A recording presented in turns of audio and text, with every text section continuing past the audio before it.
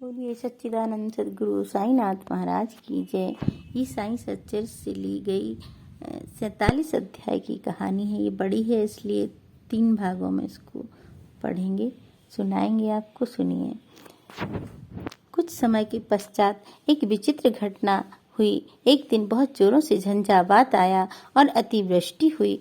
उस कृपण के घर पर बिजली गिरी और फलस्वरूप पति पत्नी दोनों की मृत्यु हो गई। दुखी ने भी अंतिम श्वास छोड़ दी। अगले जन्म में वह कृपण मथुरा के एक ब्राह्मण कुल में उत्पन्न हुआ और उसका नाम वीरभद्रप्पा रखा गया। उसकी धर्मपत्नी उस मंदिर के पुजारी के घर कन्या होकर उत्पन्न हुई और उसका नाम गौरी रखा गया। दुखी पुरुष बनकर मंदिर के गुरव सेवक वंश में पैदा हुई और उसका नाम चैन वसप्पा रखा गया। पुजारी मेरा मित्र था और बहुधा मेरे पास आता जाता, वार्तालाप करता, मेरे साथ चिलम पिया करता था। उसकी पुत्री गौरी भी मेरी भक्त थी। वह दिनों दिन सयानी होती जा रही थी, जिससे उसका पिता भी उसके हाथ पीले करने की चिंता में रहता था। मैंने उससे कहा कि चिंता की कोई आवश्यकता नहीं, वह स्वयं तुम्हारे घर लड़की की खोज में आ जाएगा। कुछ दिनों के पश्चात ही उसी की जाति का वीरभद्रप्पा नामक एक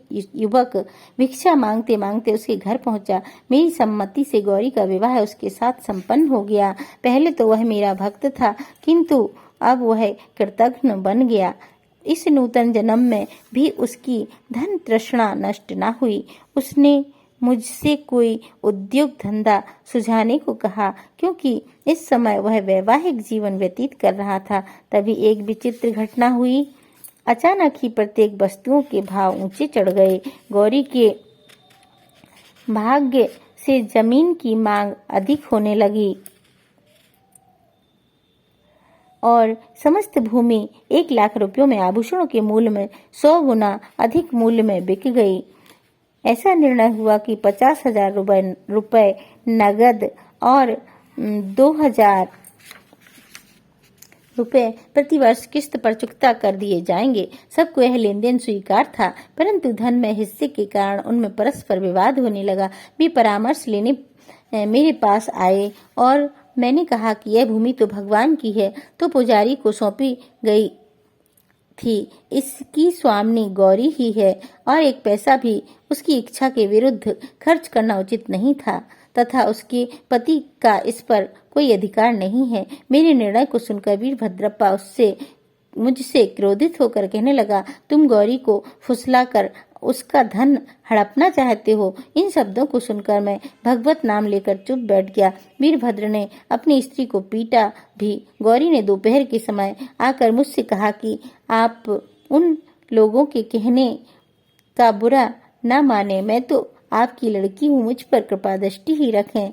वह इस प्रकार मेरी शरण में आई तो मैंने उसे वचन दे दिया, मैं 7 समुद्र पार भी तुम्हारी रक्षा करूंगा।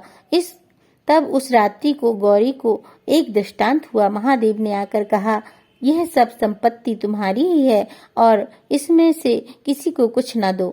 चैन वसप्पा की सलाह से कुछ राशि मंदिर के कार्य के लिए खर्च करो। यदि और किसी भी कार्य में तुम्हें खर्च करने की इच्छा हो तो मस्जिद में जाकर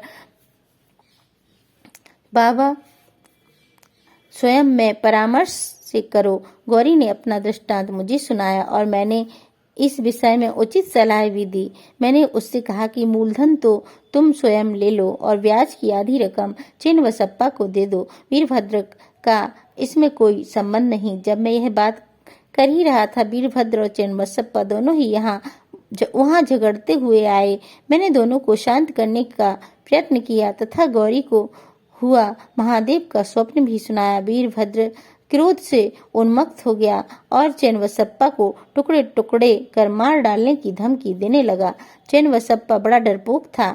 वह मेरे पैर पकड़कर रक्षा की प्रार्थना करने लगा। तब मैंने शत्रु से उसका छुटकारा करा दिया। कुछ समय पश्चात ही दोनों की मृत्यु हो गई। वीरभद्र सर्प बना और चैन वसप्पा मेढक।